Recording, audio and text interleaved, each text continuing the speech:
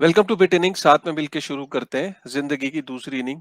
Thank you very much for liking the last video जिसके अंदर ये बताया गया कि क्या बिटकॉइन की सप्लाई 21 मिलियन से 50 मिलियन हो सकती है कि नहीं। अगर आपको अभी भी कंफ्यूजन है लास्ट वीडियो देख लेना। अभी तक के जितने भी हमने वीडियोस बनाए यूट्यूब जब से मैंने शुरू किया है उस पे जितना रिव्यूज और लाइक्स आ रहे हैं, मतलब मेरे को लगता है कि वो सारे रिकॉर्ड तोड़ देगा इस चैनल के। पता नहीं लोगों को क्यों अचानक वो वीडियो बहुत ज्यादा पसंद आ रहा है। शायद जिस तरीके से उस बात को समझाया गया है शायद लोगों को वो ज्यादा पसंद आ रहा है। तो थैंक यू वेरी मच। और आज वेब3 की दुनिया में आपका फिर से स्वागत है और प्रणव मेरे साथ है। प्रणव हमेशा की तरह घूमते फिरते रहते हैं, आज भी कहीं अपनी लोकेशन पे नहीं है, कहीं नई लोकेशन पे हैं, घूम फिर रहे हैं, मस्ती कर रहे हैं, उम्र भी है इनकी, करने दीजिए। खैर, वेब3 की दुनिया में आज हम बहुत बड़े इंटरेस्टिंग टॉपिक्स को कवर करेंगे, लेकिन एक अच्छी खबर को हम सोच रहे थे कि शुरू करेंगे, लेकिन उससे पहले ही आज सुबह एक बुरी खबर आ गई और जो कि पूरे इंडियन इकोसिस्टम के लिए वाकई एक बहुत ही डिसहार्टनिंग खबर है। और प्रोवाइडिंग के जितना हमारा ये जो इस समय समय चल रहा है, जो वक्त चल रहा है, जो बेयर मार्केट चल रही है, जो टीडीएस टैक्सेशन, इतने सारे हमने लूना का हमने सुना, फिर 3AC, फिर हमने सेल्सियस का सुना। इतनी सारी चीजों के बीच में अभी लग रहा था कि चलो इंडिया से कोई ऐसी खबर नहीं आई है। फाइनली इंडिया के अंदर भी एक बुरी खबर आई है। खबर ये है कि आपने अगर वॉल्ट का नाम सुना है, अगर नहीं सुना तो मैं आपको वॉल्ट के ट्विटर पे ले चलता हूँ।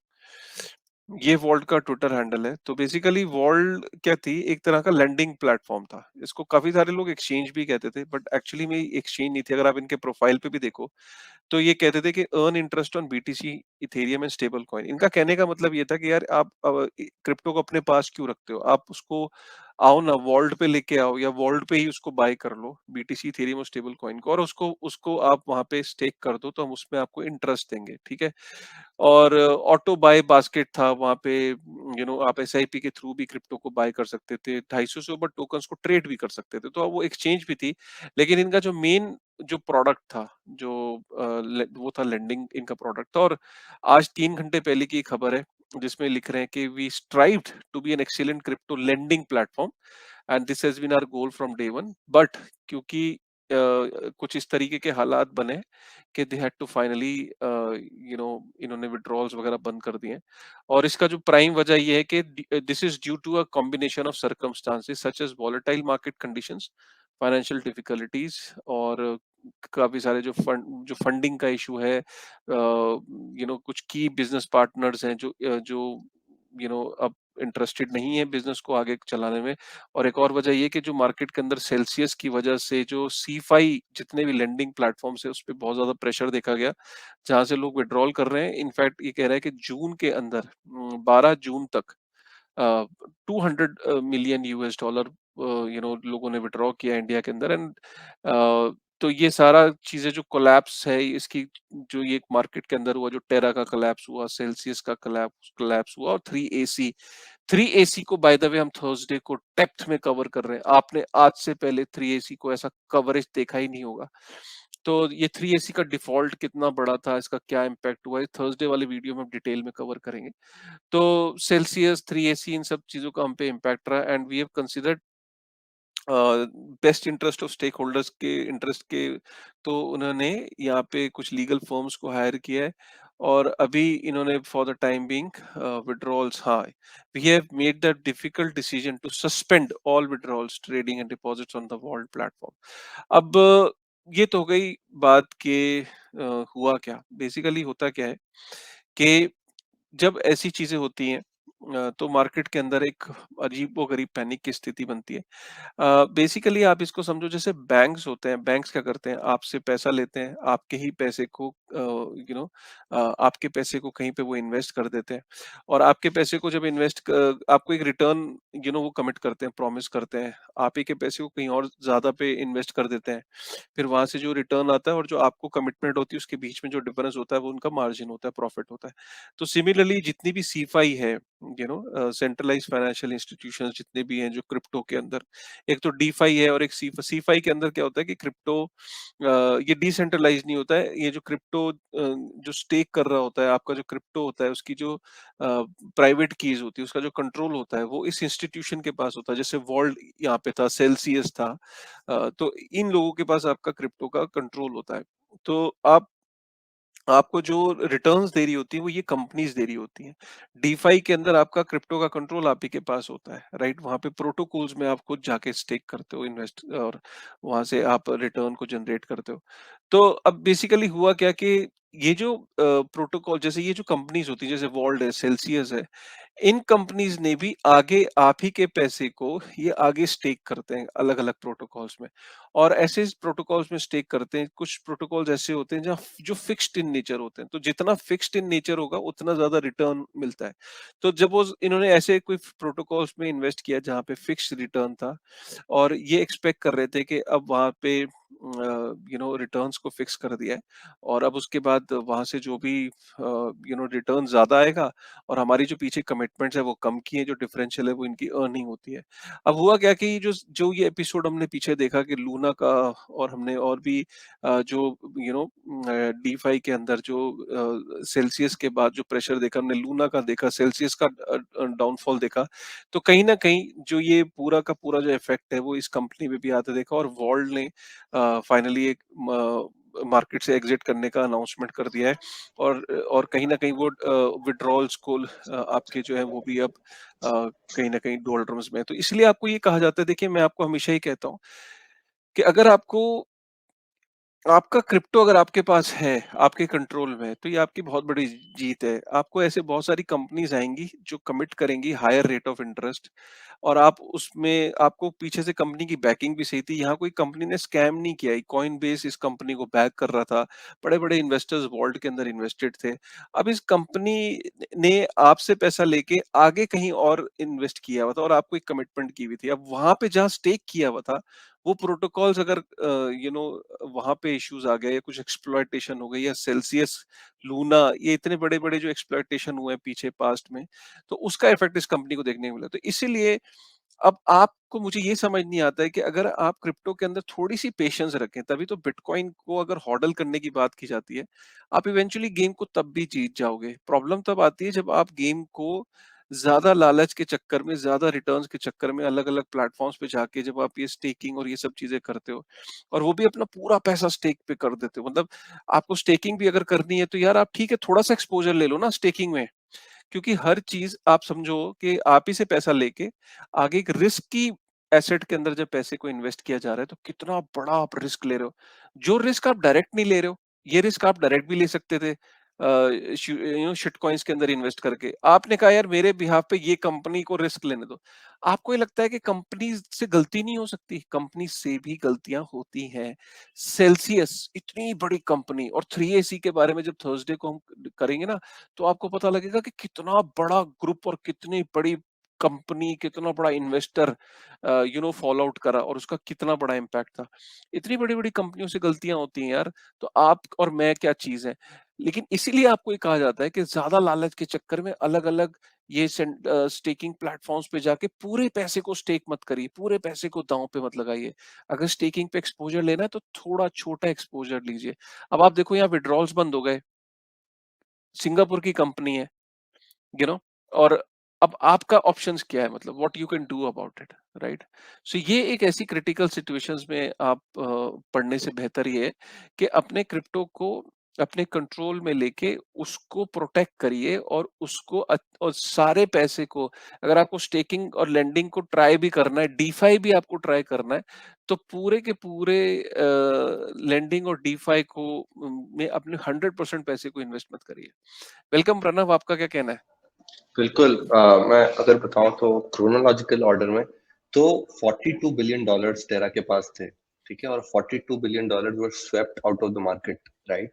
तो अगर ये $42 बिलियन गए तो कहाँ से, मतलब अगर आप देखो तो किसी ने भी बैंकरप्सी उस समय पे अनाउंस नहीं की, पर धीरे धीरे जाके $42 बिलियन तो स्वैप हुए हैं ना मार्केट से।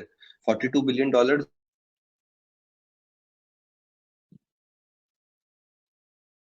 प्रणव का इंटरनेट थोड़ा-सा वीक है। तो इससे तो प्रणव जब तक आते हैं तब तक इस कन्वर्सेशन को और आगे बढ़ाते हैं। शुरू से बताता हूँ कि मेरे हिसाब से प्रॉब्लम वाज दैट टेरा के अंदर 42 बिलियन डॉलर्स थे और 20% एंकर का इंटरेस्ट रेट था और अधिकतर पैसा इंस्टीट्यूशंस का डला हुआ था। इंडिविजुअल इन्वेस्टर्स नहीं जो रेक्ट हुए थे, it was institutions which had big sum of money. 41 मतलब इफ यू कैलकुलेट, मेरे को एग्जैक्टली टर्म तो नहीं पता है, but more than 70% of the money was institutional money that was spent in Terra. Normally जो सिंगल यूजर्स हैं वो टेरा में उतने पैसे नहीं डाले थे। सिंगल यूजर जो होते हैं, जो हमारे रिटेल यूजर्स होते हैं, they normally put their money in things like Ethereum to start with, BTC to start with, which is great, या फिर Doge, which is a problem. टेरा में अधिकतर जो पैसा लगा हुआ था वो इंस्टीट्यूशंस का लगा हुआ था। और इंस्टीट्यूशंस कौन थे? अगर मैं बड़ी बात करूं तो it was three arrow capital, which was the biggest hedge fund of crypto. At the highest peak they had 18 billion dollars in their bank accounts. 18 billion dollars। British virgin island में company registered है। 18 billion dollar से zero हुए हैं वो लोग almost. उन्होंने bankruptcy परसों ही declare करी है यूएस के अंदर। उसका जो फाउंडर है उसका घर प्लस उसकी बड़ी वाली याट दोनों बीवीआई ने सीज कर ली है। ठीक है, ये तो अभी शुरुआत है। जब मैं आपको धीरे धीरे बताऊंगा उन्होंने किया क्या था। काशिफ भाई एक बहुत इंपॉर्टेंट बात बोलते हैं, नेवर टेक लोन। उन्होंने हुँ, ऐसे लोन लिए हुए थे ना कि उन्होंने किसी चीज पे लोन लिया, उसको लेवरेज नहीं किया, उसको उसको उसको उसको लाइक उसको यूज करके दूसरा लोन ले लिया। अब वो पहले का पैसा दिया, दूसरे को लोन लेके उससे तीसरा लोन ले लिया, तीसरे से चौथा, चौथे से पांचवा, पांचवे से छठा। और पूरा एक वो अपने बीच में एक क्लाउड बनाए जा रहे थे। और प्रॉब्लम क्या है कि आप लोन लोगे, आपको उस पर इंटरेस्ट देना है, ठीक है। उस हुँ, इंटरेस्ट को चुकाने के चक्कर में आपको और लोन लेना है और फिर उस पर इंटरेस्ट देना है। तो आपको एक समय पे 10% इंटरेस्ट देना था और एक समय पे 1000%। तो आपको एक एक समय पे 100% इंटरेस्ट देना है और एक समय पे 1000% इंटरेस्ट देना पड़ रहा है। तो उस चक्कर में वो लोग इतने मर्ड में फंस गए। उसके बाद इथीरियम का मर्ज डिले हो गया। उसके बाद जो जीबीटीसी था वो डीपेग हो गया। तो it was all a cloud, जिसके कारण 3AC डाउन हो गया। ठीक है, इट ऑल स्टार्टेड विद टेरा। टेरा ने 3AC की बाट लगाई। 3AC ने जितने सीफाई थे, ब्लॉक फाइनेंस, जिन्होंने जिन्होंने बेसिकली उसके कारण अगर कुल मिला के मैं बताऊं तो दैट वाज द प्रॉब्लम जिसके कारण सीफा पूरी तरह से रेक्ट हो गया। थ्री एरो कैपिटल ने ब्लॉक 5 से $1 बिलियन का लोन लिया था। ओवर लेवरेज था of course, but $3 billion, $1 billion का लोन लिया था। एक फेमस एक्सचेंज है उससे $650 मिलियन का लोन लिया था। वो एक्सचेंज भी अभी उसने 5 दिन पहले अपने विड्रॉल बंद कर दिया। और थ्री एरो कैपिटल से बहुत सीफाई लोगों ने इन्वेस्ट कर रखा था, क्योंकि थ्री एरो कैपिटल बोलता था हम 21% रिटर्न देंगे, 25% रिटर्न देंगे and things like that. So basically it was all a round robin method of centralised finance to take the leverage of crypto to make its gain, जो पूरी तरह से जिसका भांडा फूट गया। और Satoshi back in 2000 I would say 8 ऐसा बोलते थे। जस्ट इमेजिन, जैसा काशिफ भाई बोलते हैं उनका vision, that back in 2008 he said that not your crypto, not your private keys, not your crypto, right? So that was so correct। अगर आपके पास आपकी प्राइवेट की नहीं है जिसमें आपने अपना क्रिप्टो नहीं स्टोर कर रखा, तो आपका क्रिप्टो वो है ही नहीं। Because people will play with it and they will make it like banks, कि हमने हमने आपका पैसा लिया, उसको यूज किया, उससे प्रॉब्लम क्रिएट कर दी, अब हम आपका पैसा वापस नहीं दे सकते। ऐसा यस बैंक ने किया था इंडिया में, ऐसा बहुत सारी Lehman Brothers and all these US में किया था। इंडिया में इन जनरल क्रिप्टो में सबसे बड़ी प्रॉब्लम जो आई थी वो, जैसा कि यूएस में सेंट्रलाइज फाइनेंस ने ब्लॉक फाइव में किया था, वैसा ही ब्लॉक फाइव का इंडियन वर्जन है volt, right? And that had it's problematic news happening today right now, which is a big loss, I would say. I mean, this is bad because बहुत सारे retail investors ने जो थोड़े से intelligent से volt में पैसा लगाया था, and that's a bit problematic. आपको एक और famous centralize finance company Pillow fund, उसका क्या लगता है हुँ। Kashif? Like what should people do right now who are invested in all these CeFi applications? हाँ, तो मेरा ये मानना है कि सतोशी को मैं जीता हूँ।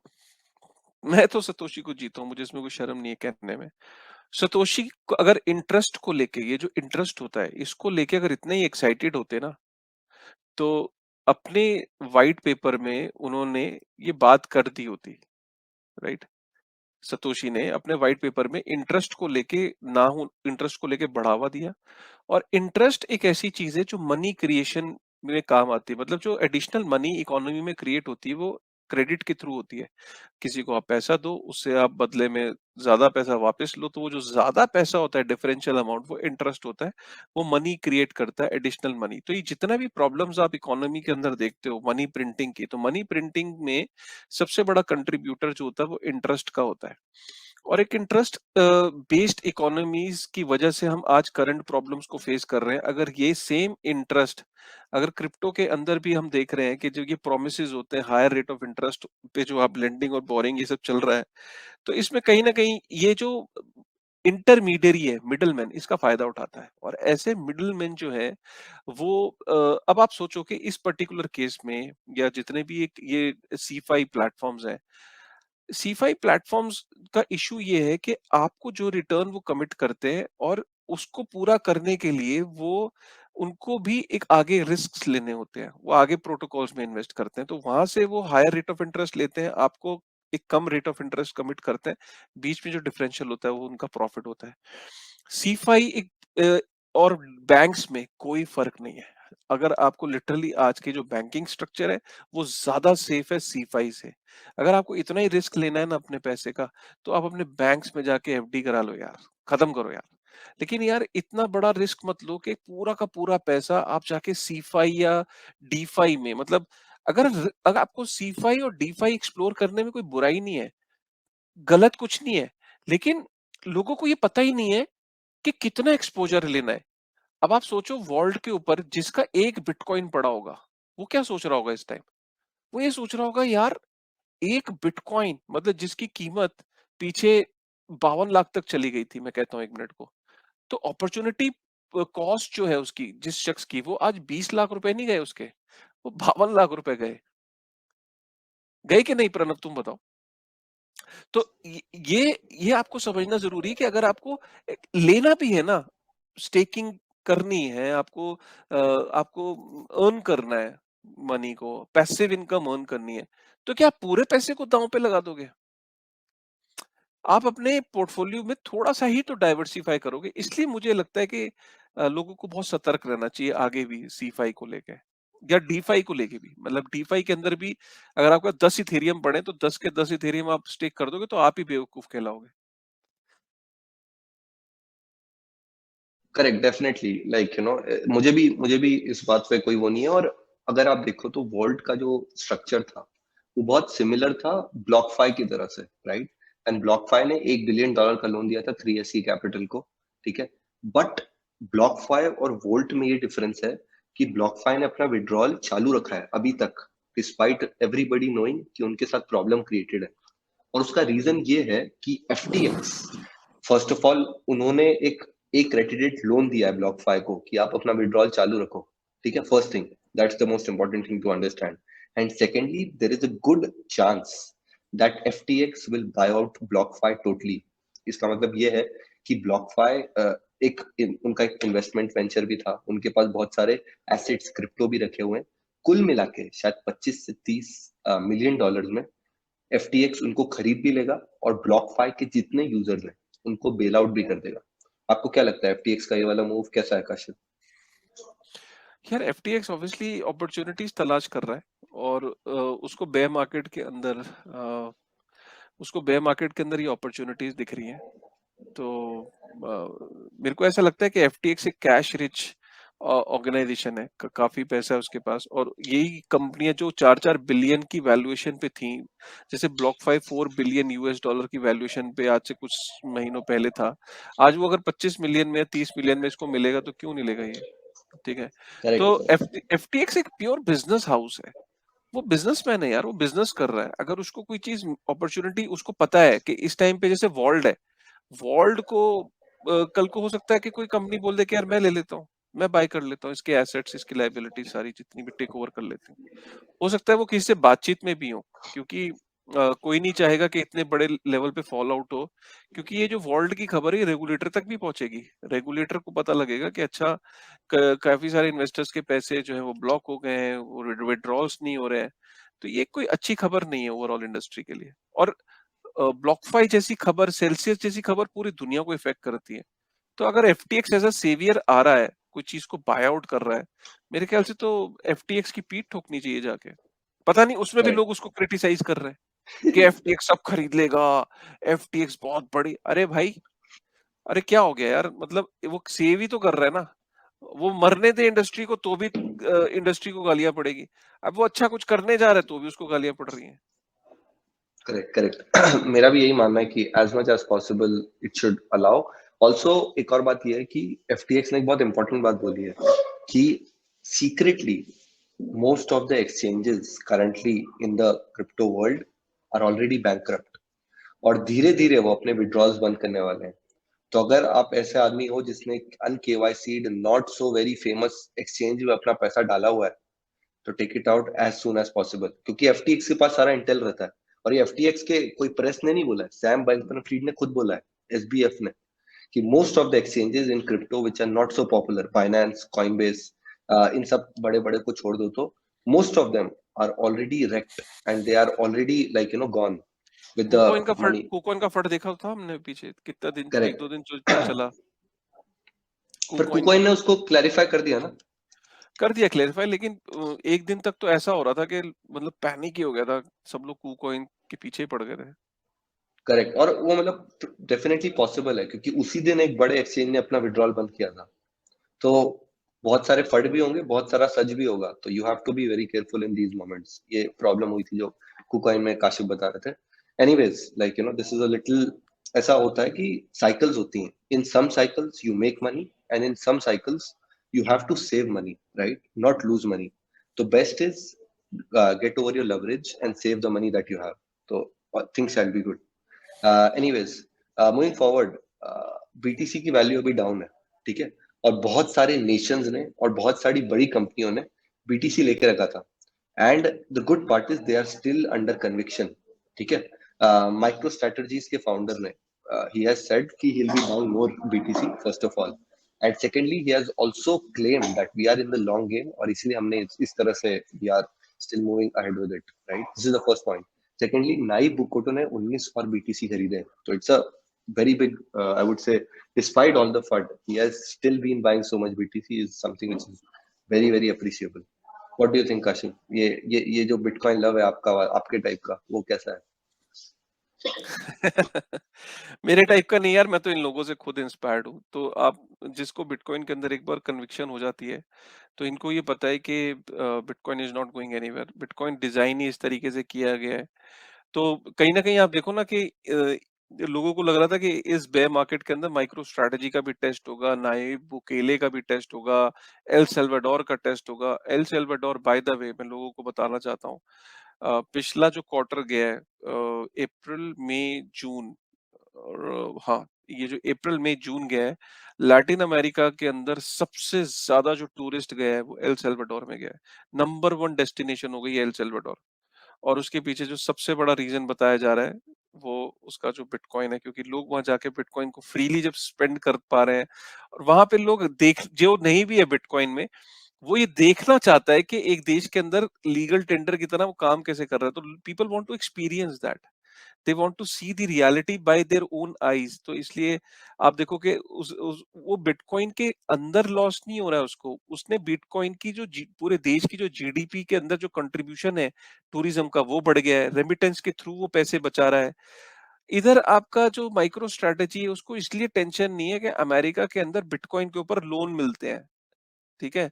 तो उसने उसने बिटकॉइन जितने हैं उसके पास, अगर उसको कोई मार्जिन कॉल्स को ऑनर भी करना है, अपनी कोई लाइबिलिटी को ऑनर भी करना है सपोज, तो वो क्या कर रहा है कि वो कुछ थोड़ा सा बिटकॉइन रखता है और उसके ऊपर यूएसडी में लोन ले ले रहा है। जिस दिन मार्केट पंप करेगी, वो बेचेगा तो तब भी नहीं, वो उसके बाद वो लोन वापस कर देगा वो, अगर उसने। तो ये जो इम्पोर्टेंट चीजें हैं, इनका जो लेवल ऑफ कन्विक्शन है, इसलिए नाई बुकेले और ये, इनको बिटकॉइन समझ में आता है। और बाय द वे, जिसको समझ में आता है ना, फिर वो ऐसा ही होता है। जिसको नहीं आता है तो उसको उसको डाउटफुल लगता है, वो कहता है बिटकॉइन से होता क्या है जी, बिटकॉइन का कोई फ्यूचर नहीं। जैसे कल एक कमेंट पढ़ रहा था, भाई आया, भाई बोलता है, सर बिटकॉइन जब 2140 में सारे बिटकॉइन माइन हो जाएंगे, तो जो माइनर है ना, वो माइन करना छोड़ देंगे, क्योंकि बिटकॉइन तो उसके बाद उसकी ट्रांजैक्शन फीस, उसकी जो माइनर का रिवॉर्ड ही नहीं मिलेगा, तो बिटकॉइन उसके बाद खत्म हो जाएगा। और ट्रांजैक्शन बिटकॉइन के ऊपर होगी नहीं, क्योंकि सब तो होल्ड करके बैठे होंगे, सब हॉडलर होंगे। तो जब कोई ट्रांजैक्शन नहीं करेगा, तो ट्रांजैक्शन फीस से रेवेन्यू इतना जनरेट नहीं होगा। जो माइनर्स हैं वो माइन नहीं करेंगे, बिटकॉइन का नेटवर्क तबाह और खत्म हो जाएगा। इसलिए बिटकॉइन में मत रहना। तो मैंने कहा वो 2140 में होगा ना, तब तक ऐश करो। इसका लोग लोग 2140 की प्लानिंग करके बैठे हुए हैं यार। जो क्रिटिक्स है, वो आज क्रिटिसाइज नहीं कर रहे, वो 2140 में भी क्रिटिसाइज करेंगे। क्रिटिक्स का कोई अंत नहीं होने वाला। और जो सपोर्टर्स हैं, जो उसके अंदर बिलीवर्स हैं, उनका बिलीफ आप देख ही रहे हो यार। आप पता नहीं कब बिलीव करना शुरू करोगे, लेकिन लोग तो बिलीव करते ही हैं, प्रणव।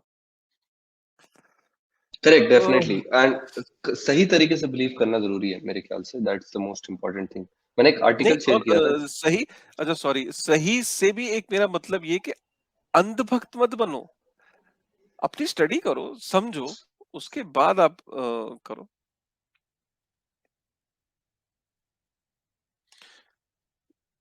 आप म्यूट पे हो। आई थिंक इट इज, मतलब दिक्कत यही है ना कि हम इन्फ्लुएंसर्स से इन्फ्लुएंस होकर अपना काम करने लग जाते हैं।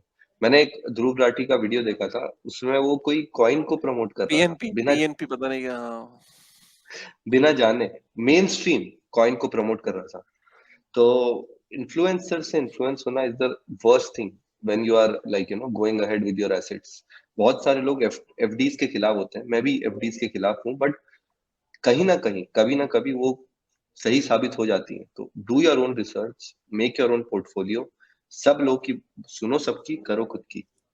और अगर खुद की गलत करके गलत कर दोगे ना, तो you will be much in a better face than listening from influencers.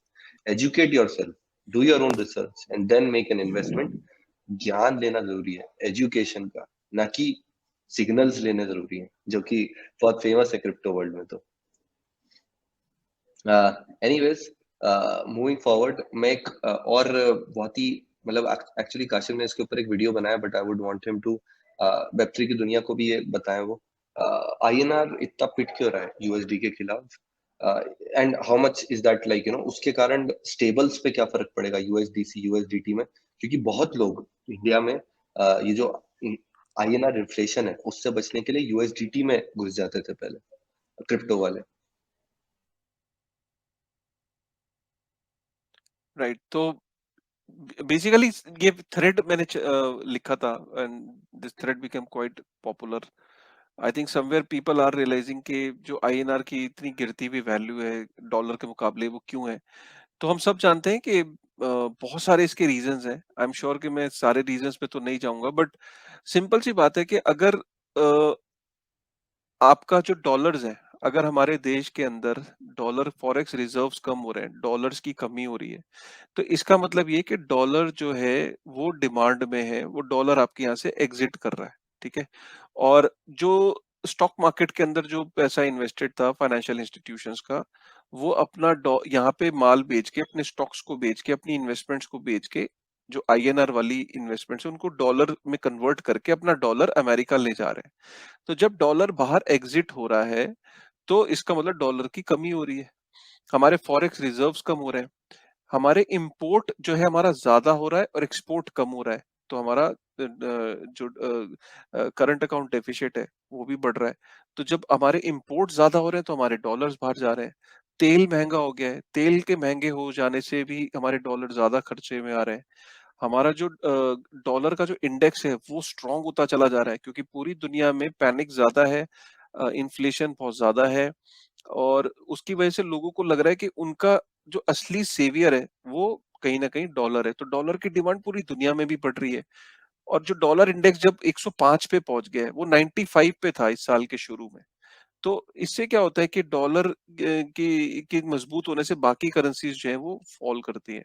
Ukraine Russia की लड़ाई रुकने का नाम नहीं ले रही। इंडिया के अंदर 80% पेट्रोल जो है, डीजल, ये सारा बाहर से इंपोर्ट होता है। तो हमारे 90 बैरल से 85-90 बैरल से $128 पर बैरल पे हमारी कॉस्ट चली गई है।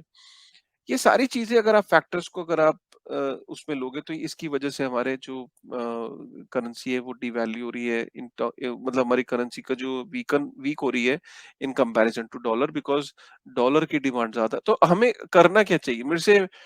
मैं जब ये ट्वीट एक दिन मेरी डॉटर है, अब तो 7th स्टैंडर्ड में आ गई है, तो उसने मेरे से पूछ लिया कि पापा you are telling us the problem, what is the solution, do you have a solution to it? मैं कहा गुड क्वेश्चन। मैंने कहा सॉल्यूशन इसमें ये है कि तुम बताओ। तो मैंने उससे पूछा, मैंने कहा अच्छा चलो मैं 1 मिनट को तुम्हें फाइनेंस फाइनेंस के अंदर डाल देता हूँ और तुम मुझे बताओ कि सोल्यूशन क्या है। उसने क्या बोला? उसने बोला कि हम ऐसा नहीं कर सकते कि डॉलर ज्यादा इंडिया में लेके आए। तो मैंने उससे पूछा डॉलर ज्यादा कैसे आएगा? कहती सबसे पहले टूरिज्म को बढ़ाते हैं, कि हम ऐसा करते हैं कि अमेरिका के अंदर जाके इंडिया को प्रमोट करते हैं, तो वो वहां से आएंगे, डॉलर्स लेके आएंगे। मैं कहा वेरी गुड। मैंने कहा ये काम जो है कई कंट्रीज करती हैं कि अमेरिकन वहां पे ज्यादा जाए। मैं कहा दूसरा कुछ सोचो। कह रही दूसरा ये कि हम ना कुछ ऐसी चीज बनाएं जो अमेरिकन को चाहिए, और वो क्या करेंगे, वो हमारी सर्विस लेने के लिए इंडिया आएंगे और डॉलर्स खर्च करेंगे। मैंने कहा देयर इज द पॉइंट। एक बच्चा भी ये बता सकता है कि हमें डॉलर को कैसे लाना है इंडिया के अंदर। डॉलर को इंडिया के अंदर लाने के लिए वेब 3 के जो प्रोजेक्ट्स हैं, जो वेब 3 की जो टैलेंट बाहर जा रहा है और उनके लिए काम कर रहा है, इनको यहीं पे रोक लो, यहीं पे इनको स्टार्टअप्स बनवा दो, इनको फ्लरिश करने दो। जब ये यहाँ पे ग्रो करेंगे तो अपने आप डॉलर्स आएंगे, जब ये सर्विस लेने आएंगे। आईटी सेक्टर के अंदर वेब 3 को इंक्लूड कर लो, वेब 3 को मेन स्ट्रीम कर दो, अपने आप डॉलर्स आएंगे। यार एक बच्चा समझ सकता है। मुझे ये सुन के बच्चे को समझ में है यार। तो हम सबको ये पता है कि डॉलर्स जैसे ही इंडिया में आएंगे, हम वैसे ही हमारी आईएनआर जो है वो मजबूत हो जाएगा। बट इतनी सी बात है यार, समझने की देर है बस। इसमें क्या यूएसडीटी यूएसडीसी हेल्प कर सकता है? अब तो नहीं कर सकता, पहले कर सकता था अगर बिफोर टैक्सेशन, यार बिफोर 1% टीडीएस इन जुलाई। इसको ना, ये क्वेश्चन बहुत तुम्हारा इंपॉर्टेंट है। जो यूएसडीटी और यूएसडीसी की जो ग्रोथ हो रही है पूरी दुनिया में, उसका एक कारण ये भी बताया जा रहा है कि जो डॉलर है, डॉलर जो पेपर करेंसी है, उसका एक्सेस ना हर एक को नहीं मिलता।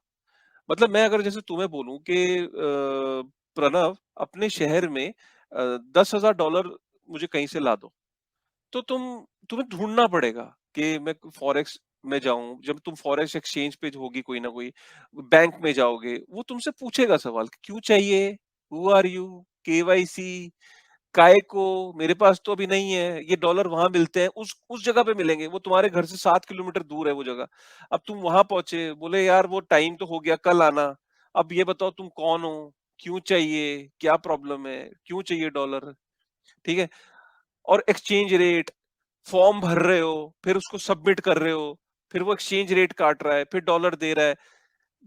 यार यहाँ तुम्हें एक क्लिक ऑफ अ बटन पे यूएसडीटी मिल रहा है, जो कि बैक्ड बाय डॉलर है। यही कारण है कि यूएसडीटी और यूएसडीसी बढ़ रहे हैं। गवर्नमेंट की का जो कंसर्न है प्रणव, इंडियन गवर्नमेंट का, वो जायज है कंसर्न। वो कंसर्न समझो क्या है। आरबीआई ये कह रहा है कि अगर हमने यूएसडीटी और यूएसडीसी को ज्यादा बढ़ावा दिया, तो लोग आईएनआर को छोड़ के अपने वैल्यू को यूएसडीटी और यूएसडीसी में डालना शुरू कर देंगे। इंपॉर्टेंट बात है, क्योंकि यूएसडीटी और यूएसडीसी वीक आईएनआर के मुकाबले स्ट्रांग है। इसीलिए तो घबराहट हो रही है कि आप खुद सोचो यार, अगर आपने ₹74 का था फरवरी में, ₹74 का डॉलर था। अगर आपने किसी ने सिर्फ डॉलर ही रखे होते, कुछ नहीं किया होता, कोई इन्वेस्टमेंट नहीं की होती, सिर्फ डॉलर रखे होते, तो आज ₹80, मतलब ₹6 बढ़ गए। ₹6। तो आपकी $10,000 पे अगर मैं कीमत लगाऊं, अगर 6 रुपए के हिसाब से, तो आपके 60,000 रुपए बढ़ गए। जस्ट आपने कुछ भी नहीं किया। और यूएसडीसी यूएसडीटी का प्रीमियम भी होता है 3-4 और रुपए का। इंडिया में तो उसका प्रीमियम है एक्सचेंजेस पे। तो हम्म। मोटा-मोटा आप ये लेके चलो कि कुछ भी ना करने पे, सिर्फ डॉलर को कहीं इन्वेस्ट नहीं किया, यूएसडीटी और यूएसडीसी को आपने सिर्फ एक्सचेंज पे छोड़ दिया। स्टेबल कॉइन नहीं रहा। स्टेबल कॉइन आपको ज्यादा रिटर्न दे रहा है। तो तो मेरा कहने का क्या मतलब है कि इसका मतलब ये कि क्या हम यूएसडीटी और यूएसडीसी को, आरबीआई का कंसर्न ठीक है, बिल्कुल ठीक है कंसर्न उनका। हमें लार्जर पिक्चर को देखना चाहिए। लार्जर पिक्चर ये है प्रणव कि जो स्टार्टअप्स हैं वेब थ्री के अंदर, जो बाहर जाके लोग स्टार्टअप्स बना रहे हैं, उनको यहीं पे इंकरेज किया जाए कि तुम यहीं पे रह के तुम स्टार्टअप्स, यहीं पे रह के तुम चीजों को बिल्ड करो। फ्यूचर में जितनी भी लोगों को बाहर सर्विसेज चाहिए, वो इंडिया के अंदर जब आईएनआर में, सर्विसेज तो आईएनआर में मिलती है ना, तो पेमेंट डॉलर में भेजेंगे, जैसे यूएसडीटी में भेजी। एक क्लासिक उदाहरण देता हूँ, समझते रहना। कोई डेवलपर फर्टर्निटी है यहाँ पे, या कोई एक ऐसा प्लेटफॉर्म है वेब थ्री का, जो कि आपको इंफ्रास्ट्रक्चर प्लेटफॉर्म है सपोज, उसको पेमेंट आ रही है, वो यूएसडीटी में आ रही है। यूएसडीटी अल्टीमेटली आपके यहाँ पे आई, आपने उसको डॉलर में जब आई, तो आपने उसको जब कन्वर्ट करा, तो आपके यहाँ पे डॉलर ज्यादा आ रहे हैं ना। ये करेक्ट, डेफिनेटली। तो बहुत बहुत इंटरेस्टिंग है, और I think there is huge scope that the government can work on, but definitely USDC USDT के अडॉप्शन के कारण बहुत सारी गवर्नमेंट्स परेशान है। और उसी के कारण अगर आपने सुना हो तो सर्कल ने अनाउंस किया था कि वो एक यूरो कॉइन लेके आएंगे, हाँ सिमिलर टू यूएसडीटी। तो गए यूरो, यूरो। हाँ, यूरो कॉइन आ गया है, और ये सर्कल ने अनाउंस किया था। वैसे ही यूएसडीटी जो है, टेथर जो कंपनी है, उन्होंने अनाउंस किया कि वो पॉन्ड का एक स्टेबल कॉइन लेके आएंगे यूके के अंदर, जो यूके में पॉन्ड चलता है ना, उसको लेके। तो that will have a mass adoption of itself. तो बहुत इंटरेस्टिंग होगा स्टेबल कॉइन का मूव देखना। काशिफ, आप बोल रहे थे कि रेगुलेशन भी आने वाला है यूएस में स्टेबल कॉइन को लेके, तो उस पर कुछ अपडेट है या फिर it is delayed because of all the things? I think उसमें कोई डिले एज सच नहीं है। मेरे को लगता है कि गवर्नमेंट जो है वो यूएसडीटी और यूएसडीसी को वहां पे अब रोकने नहीं वाली, बढ़ावा ही देने वाली है। कौन सी गवर्नमेंट चाहेगी कि यूएसडीटी यूएसडीसी जो पूरे दुनिया में वर्चस्व कायम कर रहा है, डॉलर ही तो बढ़ रहा है ना यार, डॉलर स्पेंड हो रहा है, डॉलर के विंग्स फैल रहे हैं। जो डॉलर पहले बैंक के थ्रू मुश्किल होता था भेजना, अब मोबाइल टू मोबाइल ट्रांसफर हो रहा है। तो डॉलर डॉलर की डॉलर जो है वो स्प्रेड आउट हो रहा है पूरी दुनिया में, इजीली आप सेंड कर सकते हैं। इनफैक्ट तुम्हें याद है वो पीछे डोनाल्ड ट्रंप ने वेनेजुएला में यूएसडीसी के थ्रू रिलीफ फंड भिजवाया था। तो ये खबर बहुत आई, बड़ी इंपॉर्टेंट खबर आई थी ये। तो इसमें हुआ ये था कि जो वेनेजुएला में जो रूलिंग पार्टी है, उसके अगेंस्ट जो पार्टी है, तो ये जब भी डॉलर जाते हैं ना वेनेजुएला में, तो वो क्या करता है, जो रूलिंग किंग है वो ऑटोक्रेटिक है, ऑटोक्रेटिक लीडर है, तो वो क्या करता है कि सारे डॉलर्स जैसे ही बैंकिंग सिस्टम में आते हैं वो सक कर लेता है। वेनेजुएला जो लीडर है वो नीचे जाने नहीं देता। ये इन्होंने क्या करा कि जितना भी रिलीफ फंड के लिए ट्रंप वेनेजुएला में पैसे भेजता था, वो उसको नीचे जाने नहीं देता था। तो इन्होंने कहा करें तो करे क्या, करे तो करे क्या, तो फिर उन्होंने रिपब्लिकन्स ने जो वहां का जो ऑपोजिशन लीडर था, उन्होंने सबके वॉलेट्स के अंदर यूएसडीसी भेज दिए थे डायरेक्ट। अब रोक के दिखाओ। तो यार उनको खुद इसकी इंपॉर्टेंस पता है, वो कैसे रोकेंगे यूएसडीसी और यूएसडीटी को, कैसे कौन रोक रहा है। हाँ ये होगा कि रेगुलेटेड एंटिटीज हो जाएंगी, ठीक है, अब रेगुलेटेड एंटिटीज हो जाएंगी तो इससे इनके कोई सप्लाई पे फर्क नहीं पड़ेगा। अगर केवाईसी करी तो फर्क पड़ेगा। अगर उन्होंने बोला कि जिस जिसके पास यूएसडीटी यूएसडीसी है उसकी केवाईसी होगी तो फर्क पड़ेगा। अगर केवाईसी नहीं करी उन्होंने, तो ये अपने आप, ये इसके ऊपर कोई फर्क नहीं पड़ेगा इसकी सप्लाई पे और इसकी डिस्ट्रीब्यूशन पे। करेक्ट, बहुत ही like I think this is a great move anyways. एक पर्टिकुलर चीज मैं और शेयर करना चाहता हूँ, जो कि I think the CTO of Coinbase ने बताया। ये इंपॉर्टेंट चीज है। उसने सबसे पहले बताया कि डीपेग जो वर्ड है उससे पूरी क्रिप्टो इंडस्ट्री बहुत ज्यादा स्केर्ड है ना। जैसे टेरा का डीपेग हुआ था वैसे ही यूएसडीटी क्योंकि टेरा का एक स्टेबल कॉइन था यूएसटी, $42 बिलियन का वो मार्केट कैप लेके बैठा था, लोगों को लगा नहीं था वो डीपेग होगा, फिर भी वो डीपेग हो गया और इतने सारे पैसे डुबा गया। तो यूएसटी जो है उससे कई गुना ज्यादा मार्केट कैप लेके बैठा है यूएसडीसी, यूएसडीटी और बीयूएसडी, है ना। और टेथर का कुछ चीजें भी चलती रहती कि उसने एवर ग्रांडे को कुछ लाइक उसने कुछ दे रखा था और एवर ग्रांडे में प्रॉब्लम चल रही है चाइना में, थिंग्स लाइक दैट। तो कुल मिला के people say that it is not audited and it has its own problem. तो डीपेग वर्ड के कारण लोगों को डर लगने लग गया। यूएसटी डीपेग हुआ था और लोगों को लगा कि यूएसडीटी भी डीपेग हो जाएगा। और उसी को लेके ये बहुत ही इंटरेस्टिंग थ्रेड है जो पाउलो आर्डोइनो ने लिखा था, who is the I guess he is the CTO of Tether, है ना, और बिटफिनिक्स का भी को-फाउंडर एंड सीईओ है, शायद सीटीओ है, करेक्ट। तो उसने उसने बताया कि there there have been hedge funds बड़े बड़े जो कोशिश कर रहे हैं कि यूएसडीटी को हम डीपेग कर दें, but because it is more than 100% backed, उसका डीपेग होने का कोई चांस ही नहीं है। अगर आप यहाँ पे देखो तो उसने बताया कि 19% रिडेम्पशन हो चुका है एक महीने के अंदर। 19% यूएसडीटी से पैसा जा चुका है, but still we have been able to process it without a problem, and this will continue without anything. So stop spreading FUD. And next 2 months, like for the crypto in general, is devastating, but USDT remains more than 100% collateralized and bagged, so there will be no problems. एक चीज मैं बता दूं, UST जो था वो एक algorithmic stable coin था। $1 बिलियन का उसके पास बैकिंग था, $2 बिलियन का, और $42 बिलियन का मार्केट कैप था। ये जो यूएसडीटी है वो एक सेंट्रलाइज स्टेबल कॉइन है, इनके पास जितना मार्केट कैप है उससे ज्यादा इनको कोलैटरल रखना पड़ता है। so that's the difference that exists, but anything can happen. However, USDT इतना बड़ा है कि अगर कोलैप्स हो जाता है तो क्रिप्टो को इतना बड़ा शॉक लगेगा कि then we'll have to think about a lot of things which are like on the other hands. But anyways, 19% अगर उन्होंने रिडेम्पशन किया है पिछले एक महीने में तो it's a good sign anyways. Kashif, आपको क्या लगता है यूएसडीटी का?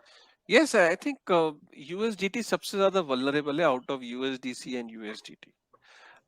इसकी वजह बीयूएसडी बीयूएसडी वल्नरेबल इतना नहीं है, क्योंकि अगर हम देखें तो बीयूएसडी का market cap in comparison to USD जो बड़ा है वो यूएसडीटी है, प्लस बीयूएसडी बहुत, क्योंकि बाइनेंस को ये पता है कि वो बीयूएसडी के चक्कर में अपनी इमेज को खराब नहीं कर सकता। बीयूएसडी उसके लिए सेकेंडरी गेम है, छोटी गेम है। बड़ी गेम उसकी एक्सचेंज है, उसका इकोसिस्टम है। वो स्टेबल कॉइन को हर पल कंप्लायंस के रूप में बैकिंग को रखेगा, क्योंकि उसको पता है कि पूरी दुनिया की नजर बाइनेंस के ऊपर है। उसकी कमी निकालने के लिए वो हमेशा नजर रखेंगे कि बीयूएसडी के पीछे उतनी बैकिंग है कि नहीं है। करेक्ट हो गया। तो पीछे कितनी बार ऑडिट भी हो चुके हैं, उसमें प्रूव हो चुका है कि बीयूएसडी के पीछे उतना ही एसेट है और उसकी पूरी बैकिंग है। यूएसडीटी के साथ इशू क्या है कि यूएसडीटी के पीछे जो बैकिंग है वो कमर्शियल पेपर्स की बैकिंग है काफी।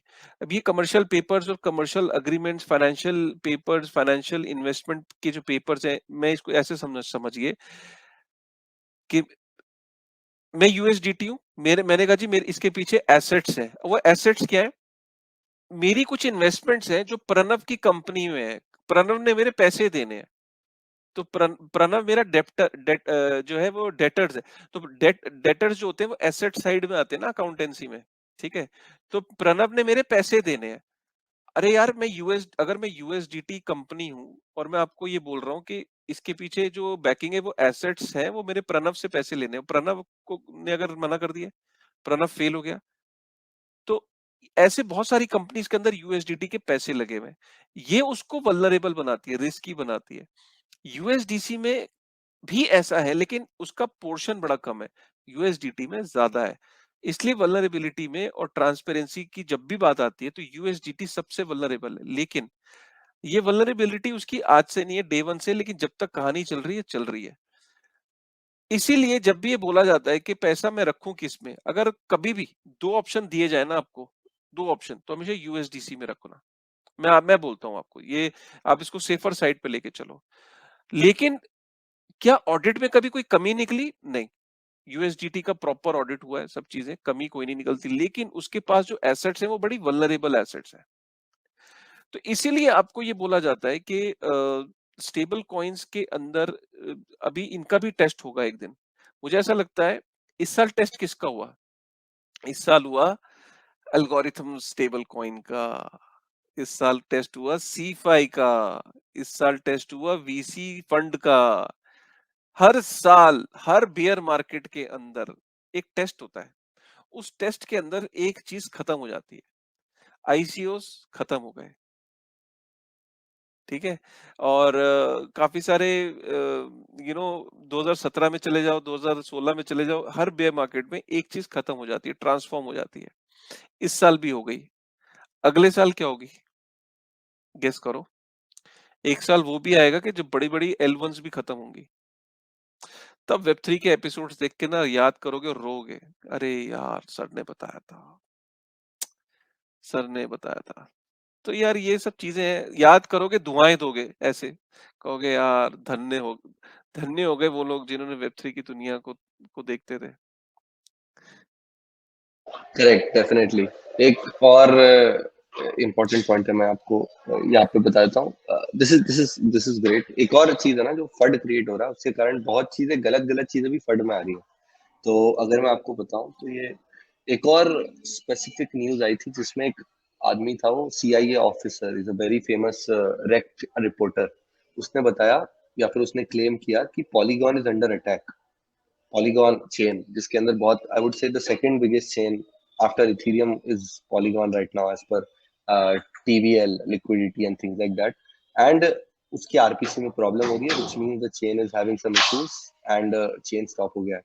But in general, the problem जो कि Mudit, who is the chief security officer also, उसने बताई, अगर मैं ढूंढ पाऊँ तो, sorry.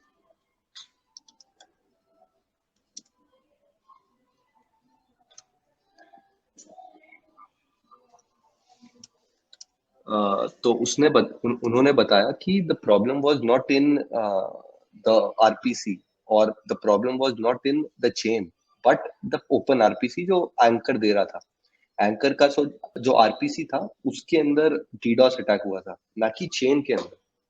समझे इसको? अगर मैं और थोड़ा सा आपको डिटेल में बताऊं तो, सोलाना के अंदर डीडॉस अटैक होता है चेन के ऊपर, and it fails most of the times. But ये वाली जो चीज है, जो करंट अटैक हुआ था, वो अटैक हुआ था anchor, which is a full node जो चलाता है, आरपीसी जो चलाता है, उसके ऊपर हुआ था। पॉलीगॉन चेन बन नहीं हुई, ठीक है? जो दूसरे प्रोवाइडर्स हैं पॉलीगॉन के, जैसे कि अगर मैं आपको बताऊं तो एल्कमी है, इन्फ्यूरा है, वो सब अच्छे से चल रहे थे। बट एंकर जो है, उसके अंदर प्रॉब्लम हो गई थी। तो इस फंड के चक्कर में पॉलीगॉन के अंदर काफी सारा हलचल हुआ, तो थोड़ा सा प्राइस स्पेक्यूलेट भी हुआ, and the people who understood it made a very good shot in this particular whole thing. तो फंड क्रिएट करना आसान है इन द करंट सिनेरियोज, और लोग फंड क्रिएट कर करके सिग्नल लाते हैं और पैसे बना जाते हैं, which is a really bad thing. आपको क्या लगता है कशिश इसके बारे में? मेरा तो यही मानना है कि टेस्ट सबके होने हैं। ठीक है, इस टेस्ट से निकल गए, पॉलीगॉन का एक दिन टेस्ट होगा। और ये टेस्ट कराता कौन है? मैंने पहले भी एपिसोड्स में बोला है, ये आपस में जो इंडस्ट्री के जो कॉम्पिटिटर्स होते हैं वो टेस्ट कराएंगे। अभी जैसे कि मैं आपको क्लासिक एग्जांपल दूं, शार्डियम है। शार्डियम क्या इशू फेस कर रहा है? अभी तो आया भी नहीं, वो इशू ये फेस कर रहा है कि उसकी नेगेटिव मार्केटिंग अभी से होना शुरू हो गई है। आप शार्डियम के डालें, ट्विटर के ऊपर डालें, आपको ये सुनने को मिलेगा कि शार्डियम फेल हो गया, शार्डियम ये हो गया, शार्डियम अभी तो आया भी नहीं है यार। ऐसे ही आपको सोलाना वालों की जो है वो पॉलीगॉन करता हुआ दिखेगा, सोलाना पॉलीगॉन को करता हुआ दिखेगा। ये जब सब इसीलिए दोस्त, बिटकॉइन ने सब सहा है, इथेरियम ने भी सब सहा है, तभी यहाँ तक पहुंचे हैं।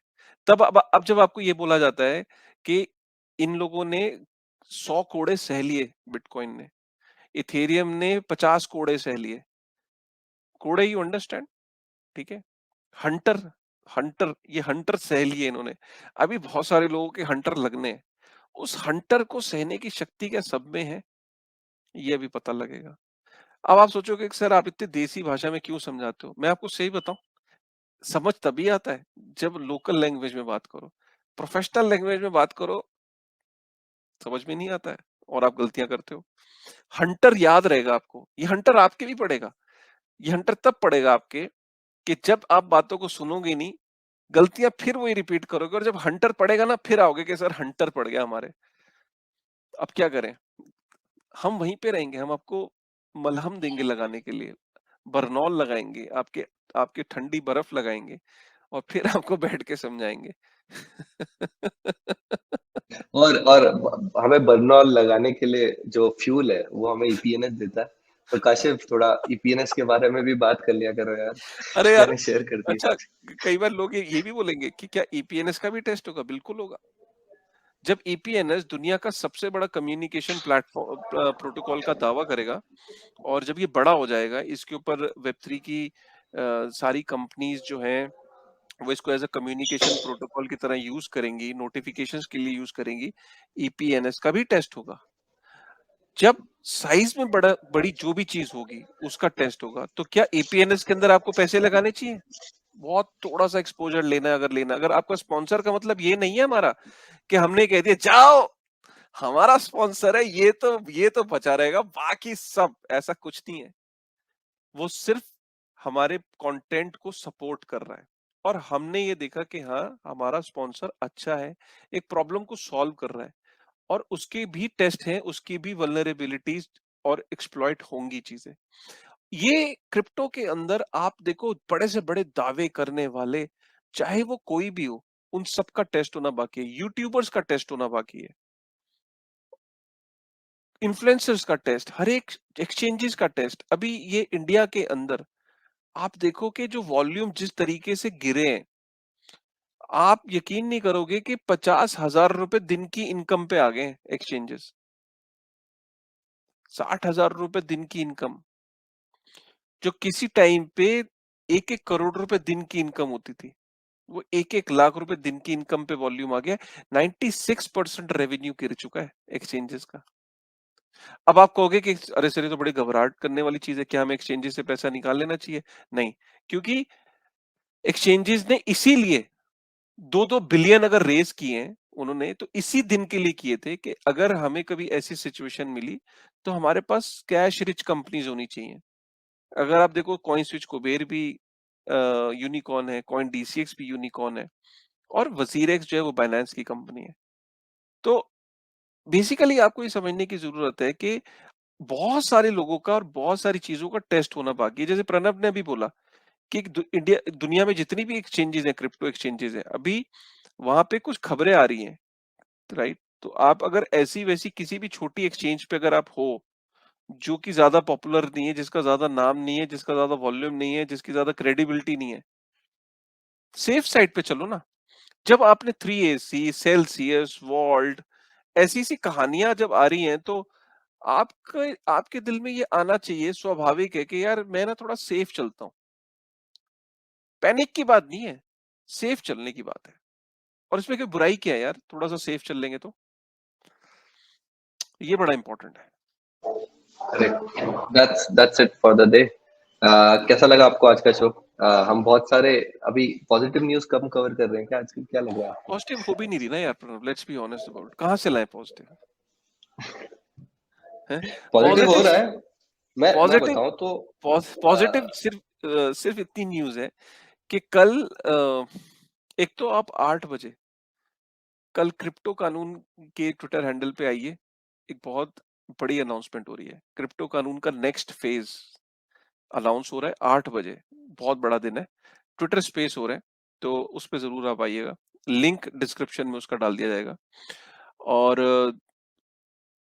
अच्छी बात ये हो रही है कि आप उन लोगों में से हो, जिन्हें एट लीस्ट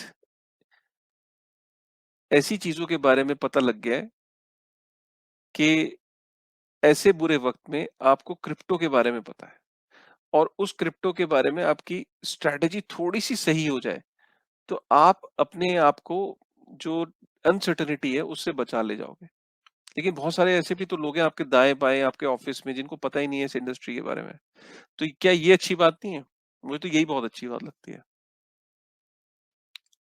तीसरी तीसरी और सबसे इम्पोर्टेंट बात ये है कि अब जो प्रोजेक्ट्स हैं वो न्यूज़ नॉइज़ से हटके असली बिल्डिंग पे काम कर सकते हैं। जो असली प्रोजेक्ट्स हैं वो यहीं से निकल के आएँगे और बड़ा काम करेंगे। ईथलैंड जो सबसे बड़े प्रोजेक्ट्स हैं अभी इथेरियम के अंदर और वेब3 के अंदर, उन्होंने एक बेयर मार्केट देख रखा है, जो आगे जाके अच्छा करेंगे। बहुत सारा फ्लश आउट हो जाएगा बुरा चीज़ें और अच्छी चीज़ें ही बचेंगी आगे के लिए, तो that's also a good thing. Hmm. Right. That's it. Right. Thank you. Thank you, Pranav. And enjoy your time. Enjoy your day. ठीक है? Okay. Thank you. Bye.